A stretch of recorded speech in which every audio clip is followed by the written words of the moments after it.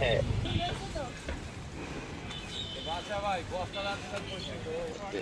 ফোনটা রাখ।